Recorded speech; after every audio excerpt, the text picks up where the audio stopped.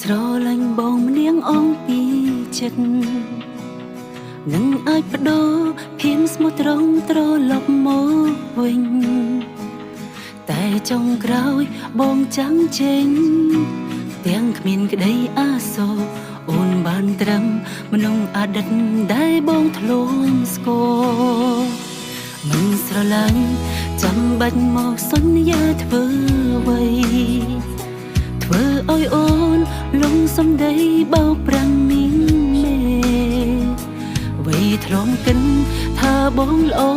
តែពេលនេះប្រែផ្លាំងបដោទើបបានយល់នៅលើលោកនេះគ្មានអ្វីថិនថេពុំយើងពេលនេះគឺបានត្រឹមជាមនុស្សអតីតធ្លំស្រឡាញ់ហួងហែងប្រែคล้ายជាអ្នកដតីព្រមពេលនេះបងបានជំនះថ្មីឯអូននាងចង់ឈឺរីងរៃទោះបីអូនធ្វើល្អយ៉ាងណាក៏គ្មានតម្លៃយើងពេលនេះគឺបានត្រឹមជាមនុស្សអតីតបងមិនចាំបាច់សុំដៃស្រឡាញ់អូនទៀតឡើយពីមនុស្សស្និទ្ធស្នាលខ្ល้ายជាប្លែកមុខព្រមតែគេធ្វើមកខ្លាំងបដោអ្វីដែលអូនទទួលគឺបានត្រឹមតែឈឺចាំ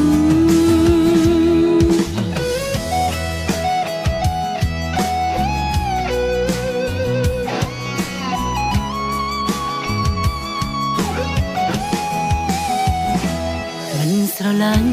ចាំបាច់មកសន្យាធ្វើអ្វី